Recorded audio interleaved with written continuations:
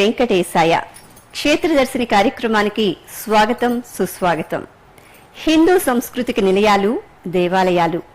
శిల్పం, చిత్రకళ, నాట్యం మొదలగు కళలన్నిటికీ సంగమ స్థానాలు ఈ దేవాలయాలు. శివకేశవుల ఆలయాలు, వాటి పవిత్రత గురించి తెలుసుకుందాం.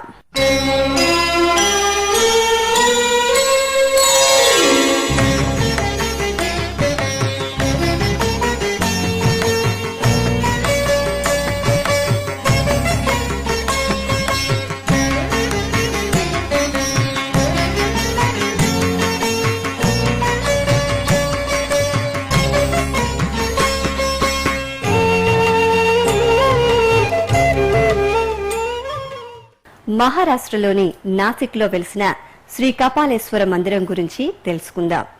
నంది విగ్రహం ఉండని ఏకైక శివాలయం.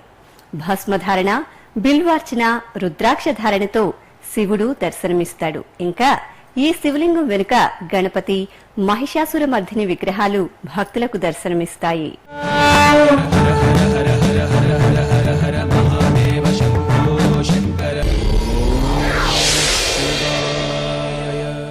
శ్రీ కపాలీశ్వర మందిరం 18వ శతాబ్దంలో మరాఠా సామ్రాజ్యాన్ని పాలించిన పేష్వాలు ఈ ఆలయ జీర్ణోద్ధరణ చేసినట్టుగా స్థానిక ఇతిహాసం వల్ల తెలుస్తోంది.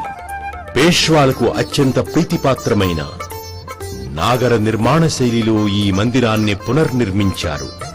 ఈ కపాలీశ్వర మందిరంలో త్రిపుండ్ర భూషితుడైన త్రినేత్రుడు సాకార శివలింగ రూపంలో సాక్షాత్కరిస్తాడు.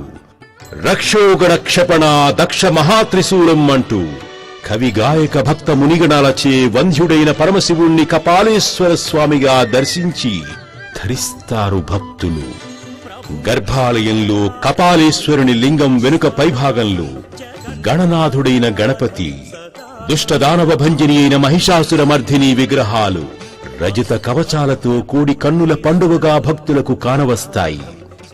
కపాలేశ్వర మందిర అంతరాళంలో భుజంగ శ్రేష్ఠుని ఫణిమండల ఛాయలో వెలిసిన పంచముఖ శివప్రతిమ భక్తుల్ని విశేషంగా ఆకర్షిస్తూ దర్శనమిస్తుంది. నంది విగ్రహం ఉండని ఏకైక శివాలయంగా ప్రసిద్ధికెక్కిన కపాలేశ్వర మందిరం ఆవరణలు చిన్న చిన్న మందిరాలు ఉన్నాయి. వీటిలో అనేక దేవీ దేవతలు కొలువై భక్తులకు దర్శనమిస్తారు.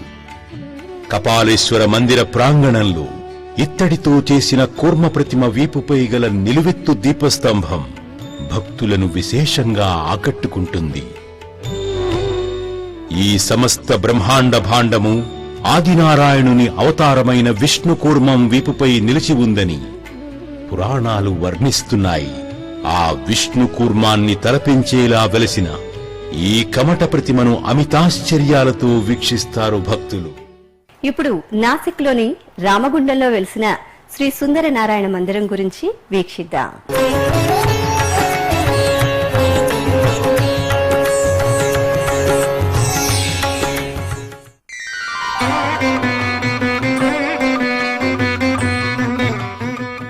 నాసిక్ పుణ్యక్షేత్రంలో అరుణావరుణ గోదావరి సంగమ స్థలమైన రామకుండం వద్ద గోదావరి దక్షిణ తీరంలో వెలిసిన అద్భుత దేవాలయం శ్రీ సుందర నారాయణ మందిరం. నాసిక్లో గల ప్రాచీన మందిరాలలో అత్యంత సుందరమైనది, ప్రముఖమైనది ఈ సుందర నారాయణ మందిరం. 18-19 శతాబ్దాల మధ్య అప్పటి మరాఠా సర్వాధికారుడైన పేష్వాల కాలంలో హోల్కర్ వంశస్థులు ఈ ప్రాంతాన్ని జాగీర్దారులుగా పరిపాలించారు. 18వ శతాబ్దానికి చెందిన గంగాధర యశ్వంత్ చంద్రచూడ్ అనే హోల్కర్ రాజవంశీకుడు ఈ శ్రీ సుందర నారాయణ మందిరాన్ని 1756వ సంవత్సరంలో నిర్మించాడు. శిల్పశాస్త్ర అద్భుతంగా భావించే ఈ దేవాలయాన్ని నిర్మించడానికి ఆ రోజుల్లోనే సుమారు 10 లక్షల రూపాయలు వెచ్చించారని చారిత్రక ఆధారాల వల్ల తెలుస్తోంది.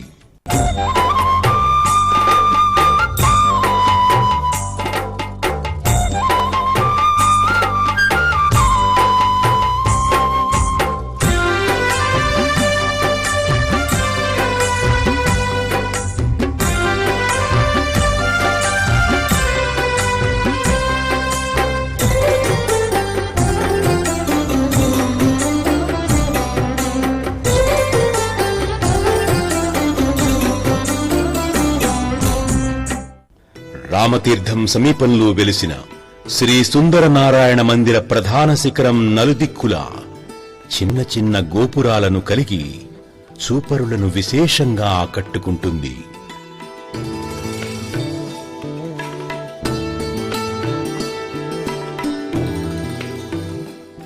ఆలయ ప్రధాన శిఖరానికి ముందు భాగంలో వృత్తాకారంలో నిర్మించిన ఆలయ అంతరాళ పైభాగం అత్యంత మనోహరంగా దర్శనమిస్తుంది.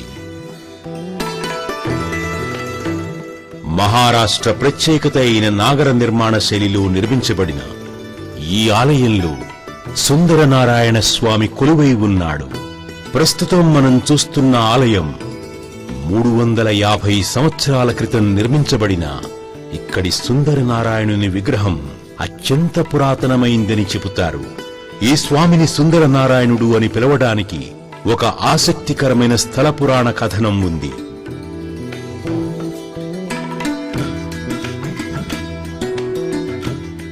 పూర్వం జలంధరుడు అనే రాక్షసుడు ఘోర తపస్సు చేసి మహాశివుణ్ణి ప్రత్యక్షం చేసుకుని తనకు చావు లేకుండా ఉండేటట్టు ఒక వరాన్ని పొందాడు. ఆ వర గర్వంతో ఉన్మత్తుడైన జలంధరుడు సకల లోకాలను సర్వజీవాలను పీడించసాగాడు. సమస్త దేవతలను ఓడించిన జలంధరుడు చివరకు తనకు వరాన్ని ప్రసాదించిన పరమశివుని మీదకే దండెత్తి వెళ్ళాడు. జలంధరుని అమిత శక్తికి శివప్రసాదితమైన వరబలంతో పాటు అతని భార్య అయిన సతీ తులసి పాతివ్రత్యమే అసలైన కారణమని గ్రహించారు దేవతలు.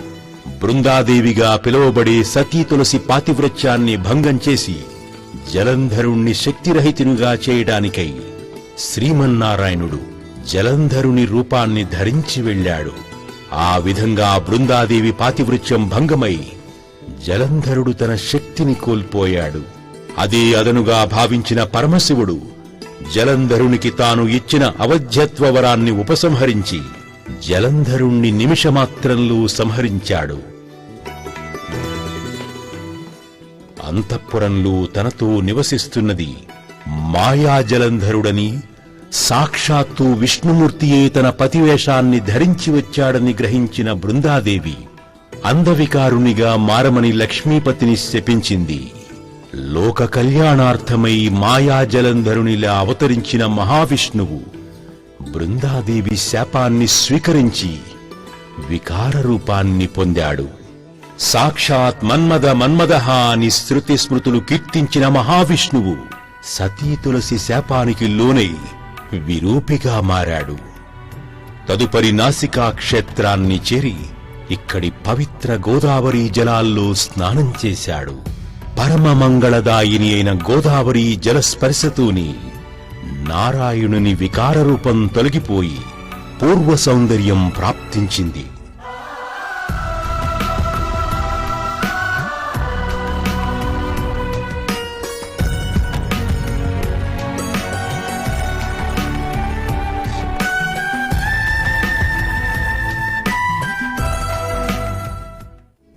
బృందాదేవిగా పిలువబడే తులసీమాత పాతివ్రత్య మహిమను, పుణ్య గోదావరి జలాల ఘనతను చాటి చెప్పేందుకు ఆనాటి నుండి సుందరనారాయణ అన్న సార్థక నామధేయుడై ఇక్కడ వెలిశాడు వైకుంఠవాసుడు. ఈ కథకు గుర్తుగా సుందరనారాయణ స్వామి శ్రీ లక్ష్మీ తులసీ సమేతుడై ఈ మందిరంలో భక్తులకు దర్శనమిస్తాడు. నాగర నిర్మాణ శైలిలో నిర్మితమైన ఈ ఆలయం ఆ వాస్తుకళకు అనుగుణంగా మండపం, మహామండపం, అంతరాళం, గర్భగృహాలను కలిగి భారతీయ ఆధ్యాత్మిక సాంస్కృతిక కళా వైభవ చిహ్నంగా వెలుగొందుతూ దర్శనమిస్తుంది.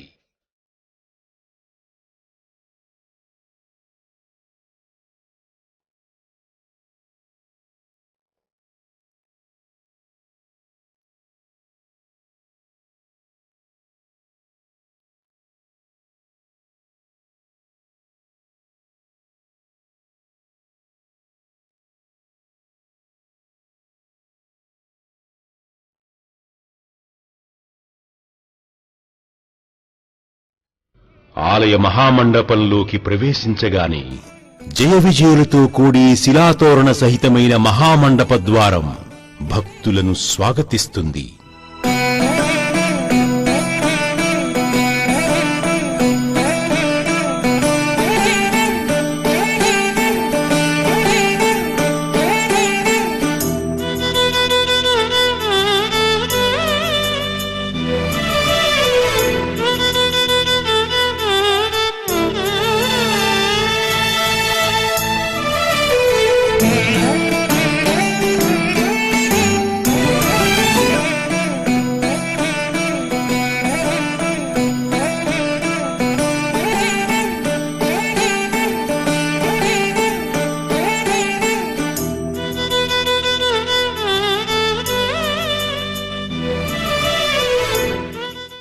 ఈ ద్వారాన్ని దాటి వెళితే విశాలమైన అంతరాళం సుందర శిల్పశోభితమై కళా నిలయమై భక్తులకు దర్శనమిస్తుంది. ఈ అంతరాళ పైకప్పు వృత్తాకారంలో మలచబడి వీక్షకులను మంత్రముగ్ధుల్ని చేస్తుంది. గుండ్రటి నల్లరాతి భాగాలను ఒకదానిపై ఒకటిగా పేర్చి నిర్మించిన ఈ అంతరాళపు పైకప్పు శతసహస్రదళ శోభితమైన విష్ణు చక్రంలా భాసిస్తూ కనిపిస్తుంది.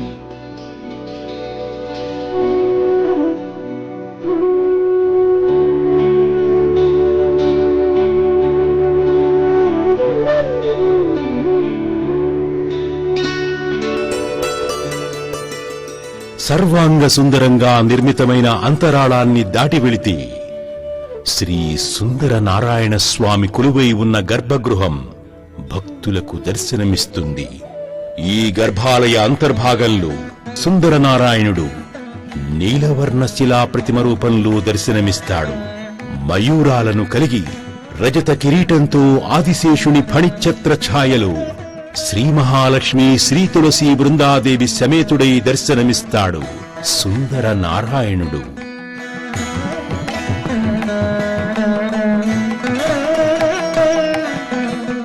శతకోటి మన్మధుల్ని సైతం ధిక్కరించే సౌందర్యంతో ప్రకాశిస్తున్న నారాయణుణ్ణి దర్శించిన భక్తులు అమితానంద పరవశులవుతారు.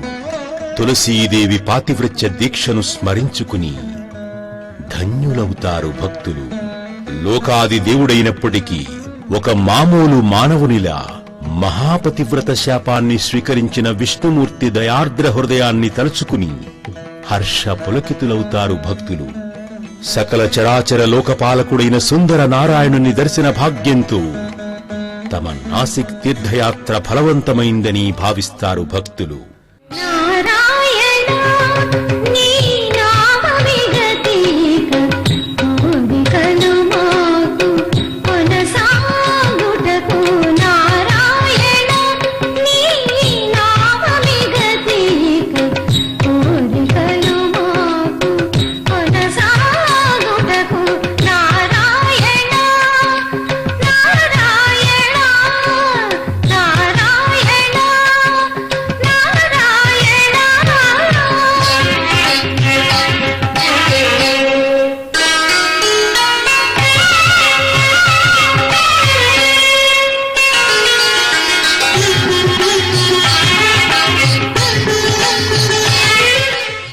శ్రీ మహాలక్ష్మి తులసీదేవి సమేతుడైన శ్రీ సుందర నారాయణ స్వామి పాదాల చెంత పక్షిరాజైన గరుత్మంతుడు భక్తులకు దర్శనమిస్తాడు. వినమిత గాత్రుడే వినీత భావంతో రెండు చేతులను జోడించి నిలిచిన గరుత్మంతుడు అచంచల దైవభక్తికి శరణాగత భరితమైన ప్రపత్తికి నిలువెత్తు నిదర్శనంలా భాసిస్తూ దర్శనమిస్తాడు.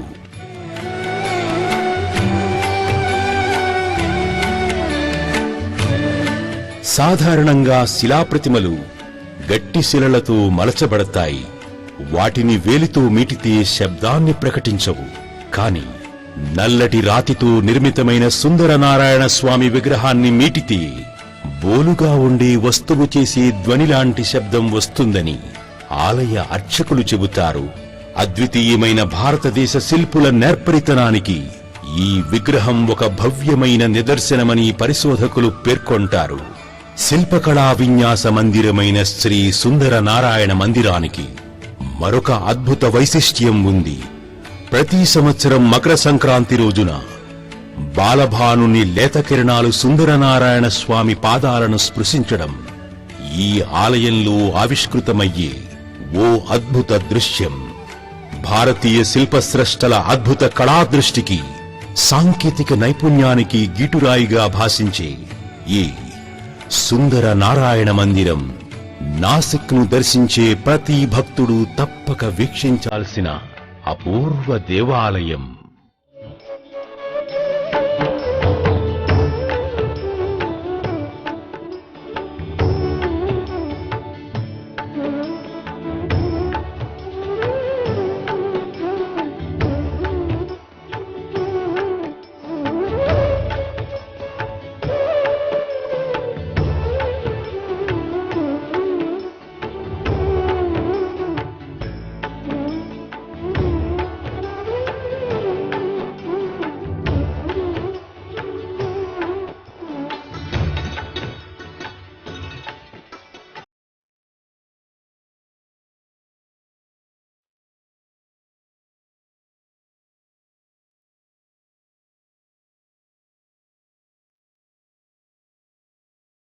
సుందరే సుందరో రామః అని ఖ్యాతి గడించిన శ్రీరామచంద్ర పవిత్ర కరస్పర్శతో పావనమైన రామతీర్థానికి అద్వితీయమైన ప్రత్యేకత ఒకటి ఉంది.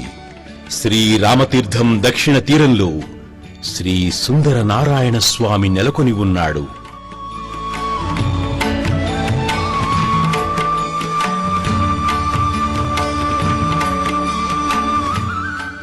ఆ విధంగానే ఉత్తర తీరంలో శ్రీ కపాలేశ్వర మహాదేవుడు కొలువై ఉన్నాడు. ఈ పవిత్ర రామతీర్థం కేవలం అరుణా వరుణా గోదావరి సంగమ స్థలంగానే కాక శివకేశవుల మైత్రీధామంగా కూడా వెలుగొందుతోంది. ప్రతి సంవత్సరం కార్తీక చతుర్దశి రోజున ఈ రామతీర్థం వద్ద హరిహర్ భేంట్ అన్న పేరుతో శివకేశవుల పరస్పర మిలనం జరుగుతుంది. వైష్ణవుల ఆరాధ్య దైవమైన శ్రీ సుందర నారాయణుడు, శైవుల పరదైవమైన శ్రీ కపాలేశ్వరుడు కార్తీక చతుర్దశి నాడు పల్లకీలను అధిరోహించి రాత్రివేళ సరిగ్గా 12 గంటలకు పరస్పరం కలుస్తారు. ఈ హరిహర్ భేంట్లో భాగంగా కపాలేశ్వరునికి తులసి పత్రాలను, సుందర నారాయణునికి బిల్వపత్రాలను అర్పిస్తారు. ఈ విధంగా త్రివేణీ సంగమ స్థలమైన రామతీర్థం శివకేశవ భక్తి సంయోగమై, వివిధ భావాల అన్యోన్యతకు ఆలవాలమై, ఆధ్యాత్మిక సమరసకు ఆలంబనమై అలరారుతోంది.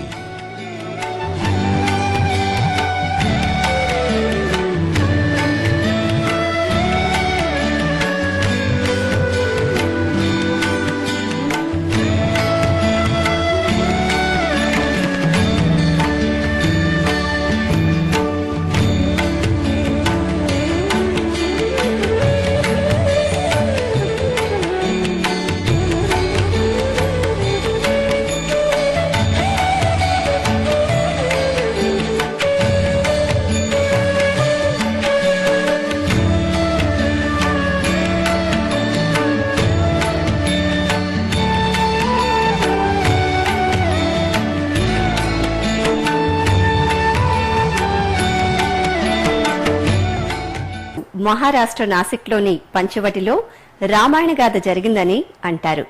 ఇక్కడ శ్రీ తిలా భాండేశ్వర మందిరం, శ్రీ గోరారాం పర్లకుడేర్, శ్రీ సీతా గుహ, శ్రీ లక్ష్మణరేణ మందిర్, శ్రీ సీతా అపహరణ మందిర్, శ్రీ కాత్యా మారుతి మందిరం, శ్రీ శేషన మందిరం ప్రముఖ స్థలాలుగా ప్రసిద్ధికెక్కాయి.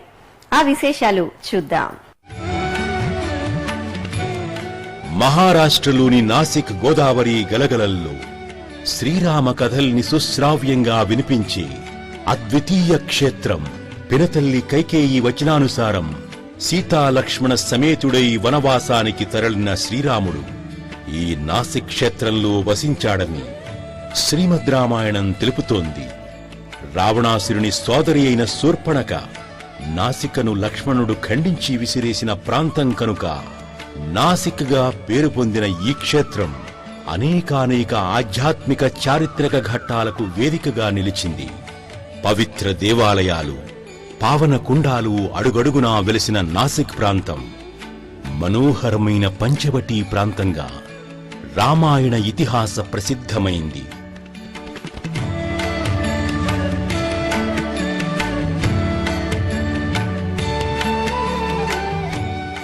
ఈ పంచవటీ ప్రాంతంలోనే శ్రీరాముడు అందమైన పర్ణశాలను నిర్మించుకుని సీతాసమేతుడై నివసించాడు.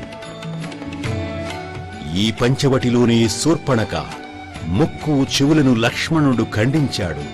శూర్పణఖ నాసికపడిన స్థలం నాసిక్గా పేరు పొందింది. ఈ పంచవటి పరిసరాలలోని మారీచుడు మాయామృగ వేషధారి అయి బంగారు జింకగా పరుగులెత్తి రామబాణఘాతానికి అసువులు బాశాడు. ఈ పంచవటి పర్ణకుటి చుట్టూ అనన్య భాతృసేవకుడైన సౌమిత్రి తన లక్ష్మణ రేఖను లిఖించాడు. ఈ పంచవటి సీమలోని లంకాధిపతి అయిన రావణుడు సీతాదేవిని అపహరించాడు. రమణీయంగా సాగే రామాయణ గాథ గోదావరి నదీ ప్రవాహంలా కీలకమైన మలుపును ఈ పంచవటి సీమలోనే తిరుగుతుంది.